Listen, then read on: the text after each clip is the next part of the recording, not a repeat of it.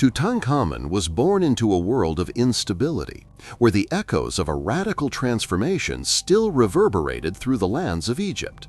His birth came during the aftermath of the Amarna period, an era defined by his probable father Akhenaten's attempt to shift the foundation of Egyptian religion from the worship of many gods to the singular devotion to the Aten, the sun disk.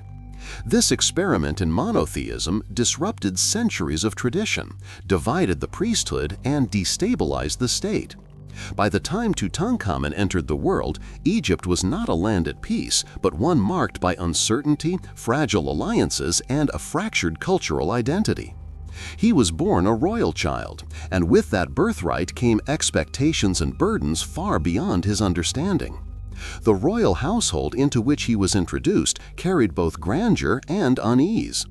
Palaces gleamed with murals depicting divine kingship, servants moved quietly to serve the needs of the royal family, and courtiers paid homage with rehearsed gestures of respect. Yet beneath this splendor lay tension. The legacy of Akhenaten's revolution lingered in every hall, every whispered conversation, and every political maneuver. Tutankhamun's earliest days unfolded in this environment, where reverence for tradition was in conflict with memories of change. From the moment of his birth, he was seen not just as a child, but as a potential symbol of reconciliation between the gods and the people. His childhood was shaped by the ritualistic environment of the Egyptian court. While ordinary children of his age might have run freely, learning the rhythms of the Nile or playing in the dust of villages, Tutankhamun's world was bound by ceremony. Each gesture he made was noted, each step measured. The priests and tutors around him taught him hymns, divine myths, and the rituals that reaffirmed the pharaoh's bond with the gods. He was reminded daily that he was not just a boy, but an embodiment of divine will, destined to act as the living bridge between the realm of mortals and the eternal order of the heavens. Yet despite this divine framing, he was not immune to the fragility of the human condition. Physical evidence discovered centuries later revealed signs of congenital weakness, possibly the result of close familial lineage. His body was not without its ailments, and even in childhood he may have experienced pain, limitations in mobility, or episodes of frailty. These vulnerabilities contrasted sharply with the expectations placed upon him as a royal figure destined to project strength and divine vitality. In the private quarters of the palace, surrounded by caretakers and healers, his humanity stood in stark relief against the mythic role being woven around him. The memory of Akhenaten's reign lingered as both shadow and guide. Tutankhamun was born into a moment when Egypt's traditional deities had been diminished, their temples abandoned or desecrated, and their priesthood weakened. In the minds of many Egyptians, this upheaval had disturbed the cosmic balance known as Ma'at.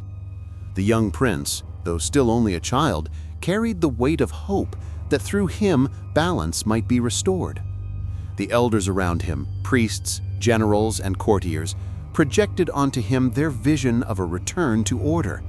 And even before he could speak with authority, his life was being shaped as a vessel for national redemption. The boy's name itself reflected this struggle between past and future. Initially known as Tutankhaten, meaning living image of Aten, his name bore the unmistakable mark of Akhenaten's radical faith.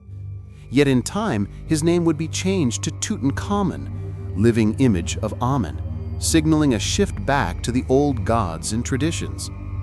This transformation was not simply about words or identity, but about politics, theology, and survival. Even in childhood, his existence was entangled with the powerful forces vying to control Egypt's direction. His daily life would have been structured, yet carefully curated. He likely studied alongside tutors in reading and writing hieroglyphs, though his status exempted him from the rigor demanded of scribes. He learned military practices, not as a soldier would, but as symbolic preparation for leadership, handling weapons, learning strategies, and embodying the image of a warrior king. He absorbed the principles of statecraft, not through personal choice, but through repetition and instruction from those who envisioned his future role. His days moved between lessons in governance, sessions of ritual training, and time spent within the gilded halls of palaces where every wall spoke of dynastic continuity. Still, in those rare private moments, Tutankhamun was a boy of flesh and bone. He may have gazed at the Nile with wonder, felt curiosity about the bustling life outside the palace walls, or sensed the distance between his gilded existence and that of ordinary Egyptians. Yet even these moments were overshadowed by the destiny constantly imposed upon him. There was little room for innocence or unshaped discovery. His life was choreographed by the expectations of others who saw in him a path to restoring Egypt's fractured greatness. As he grew, the lines between personal identity and public role blurred beyond distinction. He was trained to understand that his voice carried divine resonance, that his actions rippled across the land, and that his very survival was tied to the hopes of millions.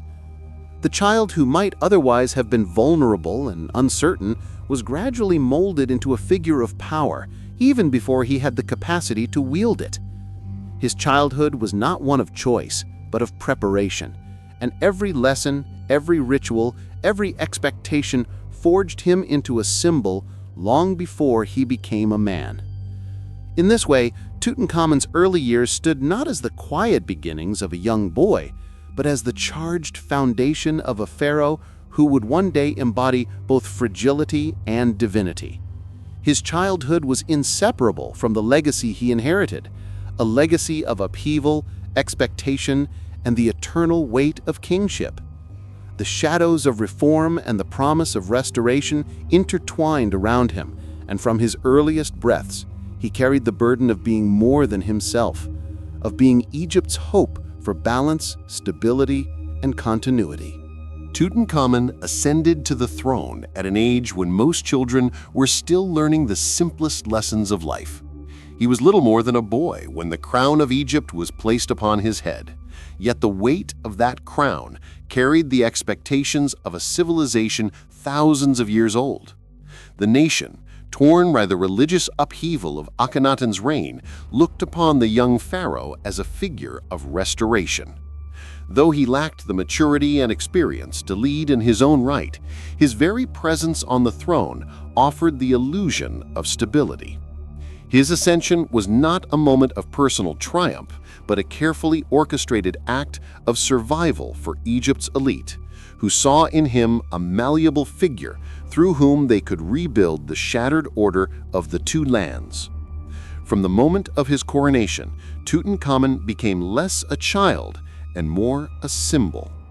His enthronement was accompanied by elaborate ceremonies that evoked Egypt's ancient traditions. Ceremonies designed to reassure the people and the priesthood that the cosmic balance of Ma'at was being restored. The rituals, the incense, the hymns, and the symbols of power all sought to erase the memory of Akhenaten's monotheistic revolution and reassert the continuity of the gods who had governed Egypt for millennia. Though the young king may not have fully understood the gravity of the rituals in which he participated, his presence was enough to sanctify the moment. Behind this spectacle, the reality of power rested in the hands of his advisors and guardians. Men such as I, a high-ranking official with close ties to the royal family, and Horemheb, a seasoned military commander, became the true architects of policy. They directed the affairs of the kingdom, controlled the temples, and oversaw the return of the priesthood to prominence. The boy king signed decrees, appeared in ceremonies, and lent his name to the restoration, but the actual governance of Egypt was firmly in the grip of those older and far more experienced. Tutankhamun's role was to embody legitimacy, while the machinery of state operated around him. One of the most decisive actions of his reign, though guided by his council, was the relocation of the royal court from Akhetaten, the city built by Akhenaten in honor of the Aten, back to Thebes, the spiritual and political heart of Egypt. This move was more than geographical. It was symbolic. It represented a complete rejection of the Amarna experiment and a re-embrace of Egypt's sacred traditions. The temples of Amun, neglected and abandoned during the previous reign, once again resounded with prayers, rituals, and offerings. Statues of the old gods were restored, and the priesthood regained its wealth and influence. Tutankhamun's name itself was altered from Tutankhaten, living image of Aten, to Tutankhamun, living image of Amun, crystallizing the ideological transformation and anchoring the boy king as the face of Egypt's return to orthodoxy. The people responded to these changes with a cautious sense of relief. For years, they had lived under the uncertainty of a new theology that had alienated them from the gods of their ancestors. The return of familiar rituals and the reopening of long-silenced temples reassured them that Ma'at was being restored, that the balance between humans, gods, and the cosmos was once again intact. Tutankhamun's reign became synonymous with renewal, not because of his personal actions, but because his very existence marked the reversal of a painful and destabilizing chapter. Despite his youth, the young pharaoh was not entirely passive in this process. He was raised to understand that his life and his role were inseparable from divine destiny. Every lesson, every ritual, every decree he endorsed taught him that his body and voice were vessels through which Egypt's gods expressed their will. Though guided by older hands, Tutankhamun gradually learned to inhabit the aura of kingship. He participated in ceremonies, received emissaries, and appeared before his people as the living Horus, the eternal intermediary between heaven and earth. His presence, even if controlled, carried immense symbolic power, for in the eyes of his subjects, the pharaoh was no ordinary human, but the earthly embodiment of divinity. The boy king's reign also marked the beginning of military stabilization. Egypt's borders, weakened by internal chaos and the neglect of the previous regime, required attention. Under the guidance of Horemheb, military campaigns were planned and executed, reasserting Egyptian influence in regions that had grown restless during the Amarna period. While Tutankhamun did not lead these armies in person, his name was proclaimed in victory stelae, and his image was carved into monuments celebrating triumph. These acts reinforced the perception that the pharaoh's reign was restoring Egypt's strength both within and beyond its borders. In the palace, Tutankhamun's daily life remained heavily structured by his guardians. Surrounded by courtiers, scribes, and tutors, he was constantly reminded of his role as the center of Egypt's political and religious life. Though still a teenager, he was trained in the art of kingship, absorbing the lessons of diplomacy, ritual, and the visual language of power. He was adorned with crowns and regalia, seated upon thrones, and presented as the living guarantor of Egypt's prosperity. Behind the trappings of authority, however, remained the reality of a boy navigating the expectations of an entire civilization. His marriage to Ankhesenamun, likely his half-sister and daughter of Akhenaten and Nefertiti, further cemented his role within the royal lineage and the ideological program of restoration. Together, they embodied the continuity of the royal bloodline and the promise of Egypt's renewal. Their union was both personal and deeply political, reinforcing the legitimacy of Tutankhamun's rule in the eyes of the court and the nation. Though the span of his reign was short and his personal power limited, Tutankhamun's ascension marked a critical turning point in Egypt's history. He was not a conqueror or a revolutionary, but his reign provided the stability and legitimacy needed for Egypt to recover from the turbulence of Akhenaten's reforms. Through him, the old gods returned to their temples, the priesthood regained its authority, and the people regained their sense of continuity with the past.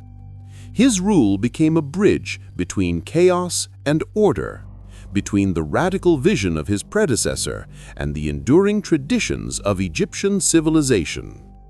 In this way, the boy who became king served not through personal strength or independent decisions, but as a vessel of restoration. His coronation and reign represented not just his own journey, but the collective effort of a nation to heal itself. Tutankhamun's rise to the throne was less about the boy he was and more about the symbol he became. A symbol of Egypt's resilience, its unbroken traditions, and its enduring belief in the divine balance of Ma'at. Tutankhamun's reign unfolded under the constant shadow of competing ambitions. Though crowned as the living embodiment of divine kingship, he was still a youth, frail in body and dependent on those who surrounded him. The court that encircled him was not a unified body, but a volatile arena where priests, generals, and high-ranking officials sought influence over the direction of Egypt. Each faction used his image as a vessel to project its authority. Each maneuvered to place its interests at the forefront of policy, and each vied for supremacy under the guise of loyalty to the boy king. The priesthood of Amun, newly restored after the upheavals of Akhenaten's reforms, demanded increasing control over religious life. They framed Tutankhamun as the chosen intermediary who had brought the gods back into their rightful place. Yet beneath the surface, they tightened their grip on the temples, wealth, and rituals of the kingdom. The temples of Thebes grew once more in splendor, their colossal statues and gilded sanctuaries funded by state resources, while the priests ensured that every decree of the young king reaffirmed their prominence. The divine aura of Tutankhamun served as a mask behind which the priesthood expanded its influence. The military, led by men such as Horemheb, pressed for recognition of its own essential role. Egypt's borders remained vulnerable, particularly in the north where threats from the Hittites loomed, and in the south where Nubian unrest had to be contained. The general class portrayed themselves as the guardians of Egypt's strength, emphasizing the need for campaigns, patrols, and defensive measures. While Tutankhamun's physical weakness prevented him from personally leading armies into battle, his name was inscribed on stelae celebrating military victories, even when he was absent from the battlefield. The illusion of Pharaoh as warrior persisted, but the reality was that Egypt's soldiers marched under the authority of their commanders, not their king. Among the courtiers, political games played out in quieter but no less dangerous ways. Men like Ai, who had held power under Akhenaten, now sought to secure their positions in the new order. Alliances were forged and broken, whispers echoed in palace corridors, and decisions were made not by the pharaoh's command, but through calculated compromise between factions. Tutankhamun himself was often reduced to a figurehead, compelled to approve decrees shaped by others, his signature providing legitimacy to policies he had little part in forming. In this climate, Egypt walked a narrow path between order and disintegration. The symbolic restoration of the gods brought temporary unity, but beneath the surface, rivalry bred instability. The very forces meant to uphold the throne threatened to fracture it. The priests demanded ever greater offerings, the generals insisted on campaigns that drained resources, and the courtiers schemed to position themselves closest to the boy king. Tutankhamun's palace became both the heart of Egypt's renewal and the epicenter of its tensions. The young ruler attempted to stabilize his reign through visible acts of piety and patronage. He endorsed the construction of temples and shrines, reaffirming Egypt's devotion to its pantheon. He ordered inscriptions that praised the gods and presented himself as their faithful servant. Through these acts, he sought to project the image of continuity, binding himself to the eternal cycle of Egypt's divine kingship. These projects, however, were driven more by the ambitions of his advisors than by his own vision. To the people, the building works and rituals reinforced the appearance of strength. Yet behind the facades lay the fragility of a court divided. Foreign relations added another layer of complexity. Egypt, once the unrivaled power of the region, had seen its influence wane during the Amarna period. Neighboring kingdoms tested its resolve, and emissaries brought messages that were both diplomatic and confrontational. Tutankhamun's court sought to re-establish alliances, sending gifts and envoys. but the weight of Egypt's past glory was difficult to sustain. His reign was a balancing act between asserting strength and concealing weakness, projecting stability while masking internal fractures. Amid these political struggles, Tutankhamun's health became an unspoken but undeniable concern. Accounts suggest he suffered from physical ailments that limited his mobility and endurance. He was seen less as a warrior king and more as a fragile figure, cloaked in regalia but unable to embody the robust vitality traditionally associated with the pharaoh. His frailty intensified the competition among his advisors, for they knew that his capacity to rule independently was limited. Every weakness in his body became an opportunity for others to extend their control. The contradiction of his reign was stark. In public, he was portrayed as the divine restorer of order, the king who had brought back Amun and rebalanced Ma'at. Sculptures, reliefs, and inscriptions showed him in strength, smiting enemies, embracing the gods, and standing tall over Egypt's foes. In private, however, he remained a boy under the constant watch of stronger personalities, his authority fragmented among factions, his throne a stage upon which others performed. Yet even in this constrained role, Tutankhamun's reign carried immense symbolic importance. His figure unified a country that might otherwise have splintered entirely. His name, restored from Tutankhaten to Tutankhamun, became the banner of Egypt's survival. The delicate balance between priests, generals, and courtiers was maintained because all of them required him as the legitimizing presence.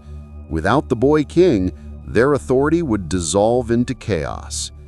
Thus, he stood at the center of a fragile equilibrium, both the weakest and the most essential figure in Egypt's political structure. This chapter of his reign was not of grand conquest or sweeping reform, but of survival. It was defined by the struggle to hold together a nation strained by past upheavals and current rivalries. Tutankhamun's court embodied both restoration and fragility, both unity and division. The boy who bore the crown was at once a symbol of divine order and a reminder of human vulnerability. Tutankhamun's reign reached a period where the image of renewal and divine favor seemed to shine most brightly. Temples, once left in disrepair during the turbulent years of Akhenaten's rule, were rebuilt with vigor, their sanctuaries refilled with offerings, their walls once more inscribed with hymns to the gods of old. Craftsmen labored in quarries, sculptors carved colossal figures, and priests performed ceremonies meant to restore cosmic balance. The festivals of Amun and the grand processions through Thebes returned in full splendor, rekindling the sense of order that Egyptians believed was essential to the universe. These visible acts of restoration were not merely religious, they represented the symbolic triumph of Egypt over chaos, with Tutankhamun as the youthful beacon of this return to tradition. The people looked to him as the king who had brought back the gods. Though his authority was shaped and guided by elder statesmen and priests, his figure remained the center of the narrative. Every temple wall that bore his cartouche declared that he had been the one to heal the wounds of the past. To ordinary Egyptians who saw the gods once again honored and the festivals revived, he was a living symbol of hope. His reign embodied continuity between the fractured years of heresy and the timeless strength of Egypt's traditions. For a brief moment, stability seemed restored, and the land rejoiced in the rhythms of ceremonies, offerings, and the presence of divine favor. The young king's court mirrored this outward magnificence. Banquets, rituals, and ceremonies displayed wealth and grandeur, reaffirming Egypt's place as a nation blessed by the gods. Gold, lapis lazuli, and alabaster decorated the halls, and incense drifted through chambers where the king appeared surrounded by attendants, dignitaries, and foreign emissaries. Envoys from distant lands arrived bearing gifts, seeking alliances with Egypt, whose spiritual authority remained unmatched, even as its political power weakened. The boy pharaoh, adorned with crowns and jewels, presided over ceremonies that presented him as both a god on earth and the guarantor of Egypt's survival. Yet behind this brilliance, shadows lengthened. Tutankhamun's health, fragile since his earliest years, grew increasingly uncertain. Records and later evidence suggested that he suffered from afflictions that left his body weakened, prone to injury and pain. His youthful frame could not bear the full expectations of kingship.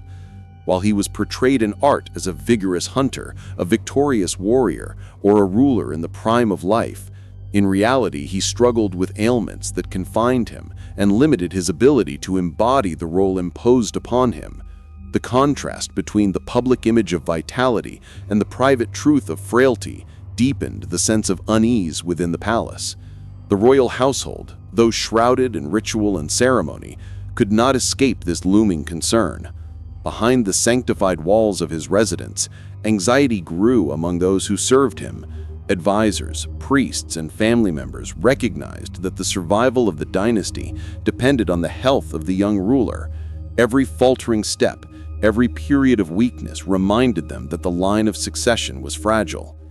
Egypt's unity, so carefully reconstructed through symbolic acts, was bound to his life, and the prospect of his early death threatened to unravel what had been so painstakingly restored. Despite his physical limitations, Tutankhamun continued to fulfill the ceremonial duties of his reign. He presided over festivals where his mere presence, radiant and gilded regalia, reassured the populace that divine order prevailed. He endorsed inscriptions declaring his devotion to the gods, affirming that Ma'at had been re-established. He sanctioned projects that expanded the influence of the temples and elevated the priesthood, ensuring that the spiritual heart of Egypt beat strongly once more. These acts enhanced the illusion of permanence, though those closest to him understood how precarious that permanence truly was. The juxtaposition between glory and fragility defined this stage of his reign. To the outside world, Egypt projected confidence and divine blessing. Statues immortalized Tutankhamun as a vigorous pharaoh. Reliefs depicted him smiting enemies or making grand offerings to the gods. Yet within the intimate spaces of the palace, physicians and servants attended to his ailments, and whispers spread among officials about the uncertainty of the future. His reign had become both a triumph and a silent tragedy, where every achievement carried the shadow of impermanence. The bond between ruler and people was perhaps never stronger than in this period. The Egyptians saw in him a symbol of restoration, someone who had brought them back to the favor of their gods. Yet this bond was also tinged with vulnerability. The fate of the kingdom seemed tied inseparably to the fragile life of one young man. The closer he was exalted to divine status, the more evident it became that his humanity, marked by pain and limitation, could not be ignored. His presence unified Egypt, but it also reminded all who knew him that unity could dissolve as swiftly as his strength.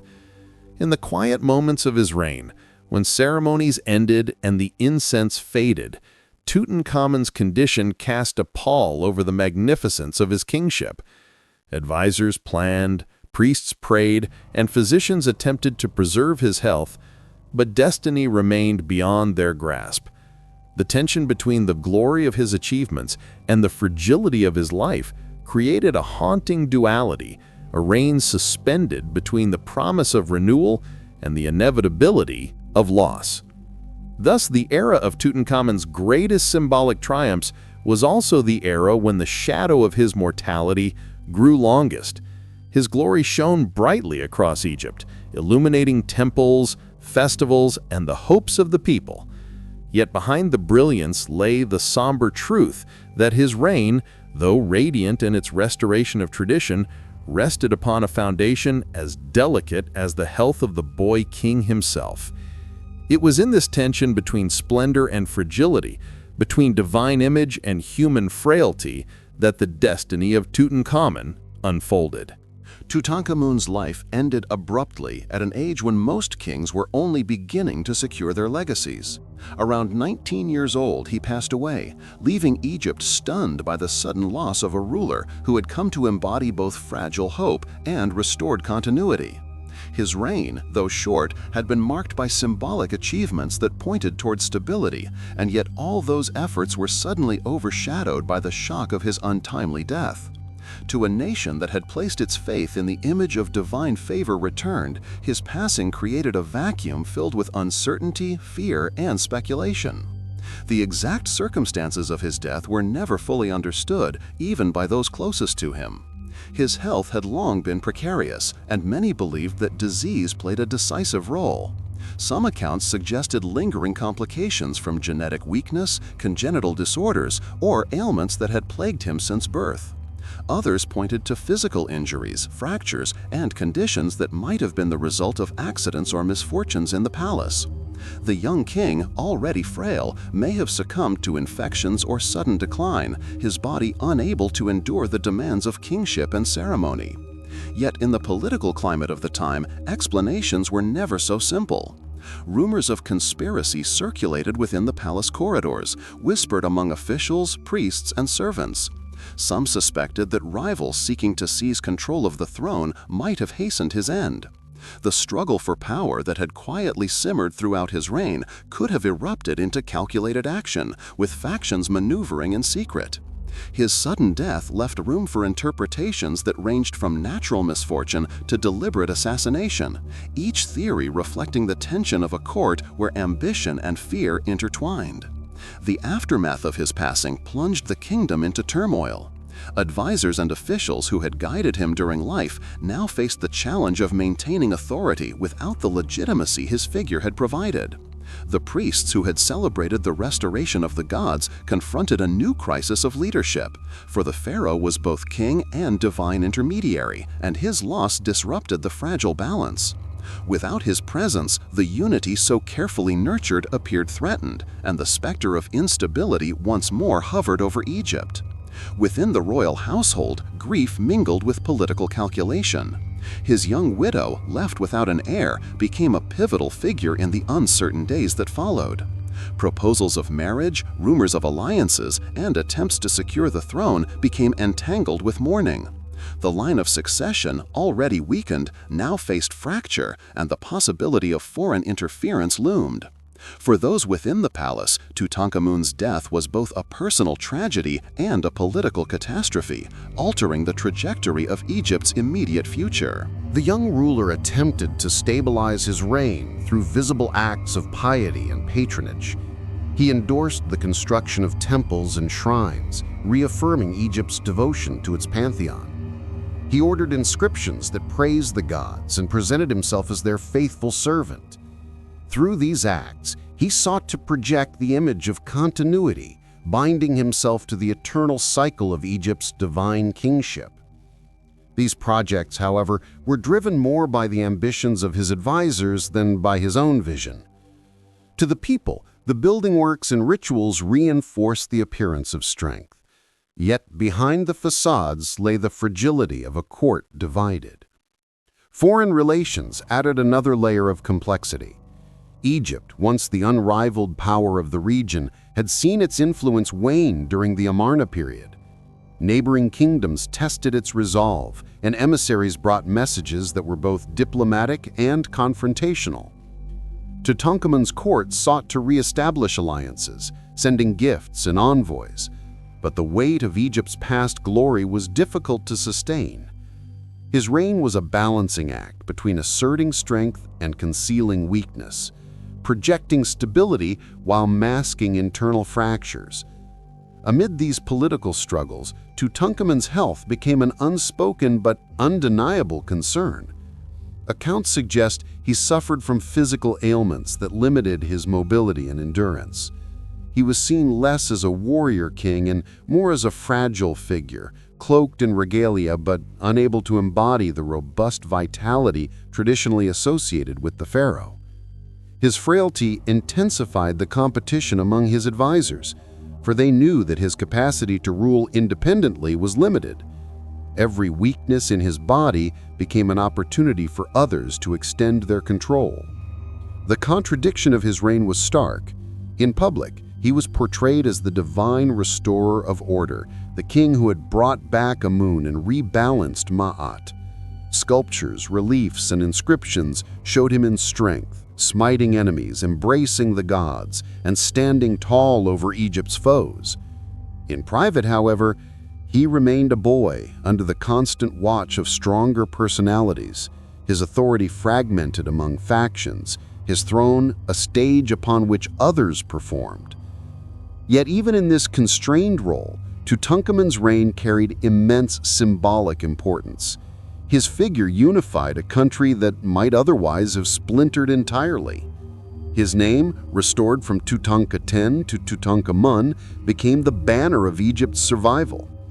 The delicate balance between priests, generals, and courtiers was maintained because all of them required him as the legitimizing presence. Without the boy king, their authority would dissolve into chaos. Thus, he stood at the center of a fragile equilibrium, both the weakest and the most essential figure in Egypt's political structure. This chapter of his reign was not of grand conquest or sweeping reform, but of survival. It was defined by the struggle to hold together a nation strained by past upheavals and current rivalries. Tutankhamun's court embodied both restoration and fragility, both unity and division. The boy who bore the crown was at once a symbol of divine order and a reminder of human vulnerability. Centuries passed, and Tutankhamun's name all but vanished from memory, buried beneath layers of shifting dynasties and forgotten amidst the grandeur of greater monuments. His modest tomb, sealed in haste, lay hidden in the Valley of the Kings, while history unfolded above it. Kings rose and fell, empires flourished and declined, and the sands of time concealed his resting place from the world. What had once been a hurried burial chamber became a silent vault, guarded not by armies, but by obscurity and chance. It seemed as though fate had chosen to cloak him in anonymity until the modern age was ready to rediscover him.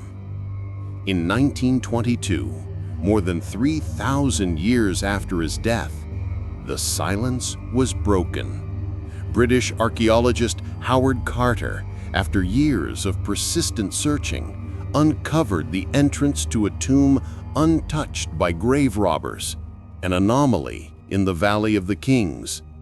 When he peered through the first small opening into the sealed chamber, he beheld a glimmer of gold and objects unseen by human eyes for millennia.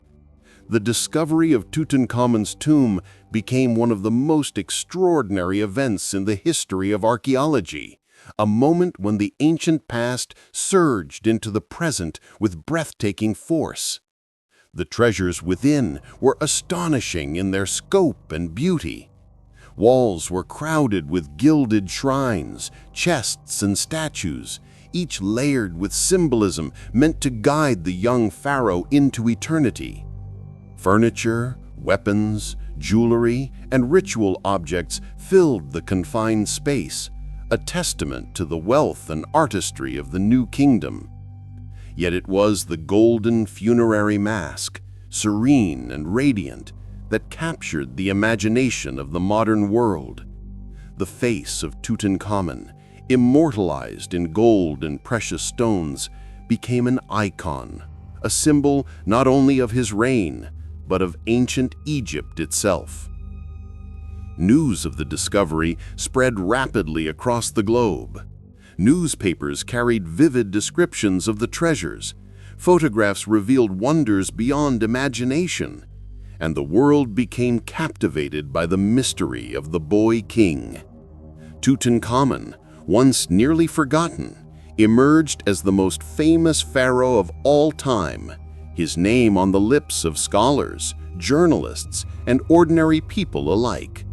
What he had not achieved in life, a lasting place in history, was granted to him in death through the preservation of his tomb and the extraordinary fortune of its survival. The paradox of his fate was striking.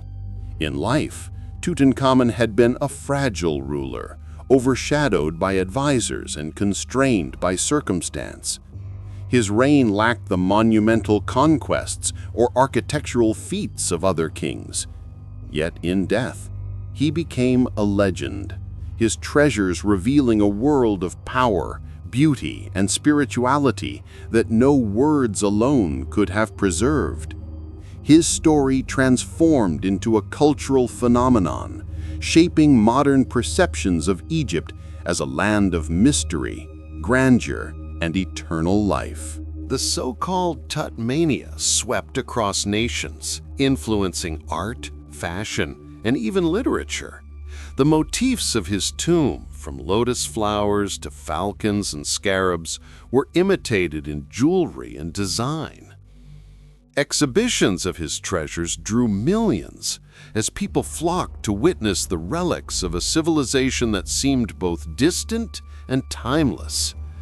Tutankhamun's image transcended archaeology, becoming a symbol of immortality and a reminder of the fragile line between obscurity and fame.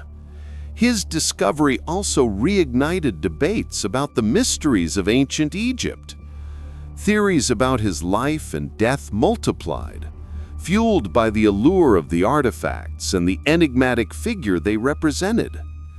Scientists and historians sought to unravel the causes of his early death, while legends of a curse of the pharaohs added an aura of superstition to the story.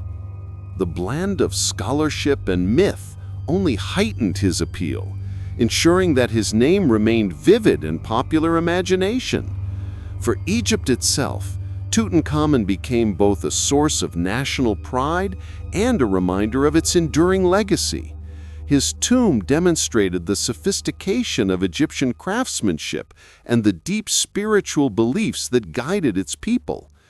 His treasures embodied not just wealth, but the culture's vision of eternity, where death was not an end, but a passage into an everlasting journey. Through the artifacts, modern audiences glimpsed a worldview in which art, religion, and power were inextricably intertwined. Tutankhamun's rebirth in eternity was not only symbolic, but also literal, for his presence re-emerged in the modern consciousness with a force greater than any victory he might have achieved during life. His short reign was overshadowed by the brilliance of his afterlife, a legacy carried forward by the artifacts that survived undisturbed beneath the desert sands. What history had once overlooked was now illuminated, and in that light, the boy king became eternal.